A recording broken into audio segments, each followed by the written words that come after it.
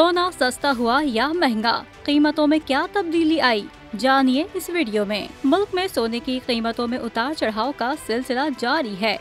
आज सोने की फी तोला कीमत में 800 रुपए का बड़ा इजाफा हो गया। All Pakistan jewellers manufacturers association की जानिब से जारी करदा अदाद-ओ-शुमार के मुताबिक मुल्क में फी तोला सोना तारीख की बुलंद तरीन सतह पर पहुँच गया। मुल्क भर में सोने की फी तोला कीमत 800 रुपए इजाफे के बाद 2,40,800 रुपए हो गई है, जबकि 10 ग्राम सोने की कीमत 686 रुपए इजाफे के बाद 2,06,477 रुपए हो गई है। एसोसिएशन के मुताबिक आलमी सराफा मार्केट में सोने की कीमत $10 इजाफे के बाद $2,343 फी औंस है।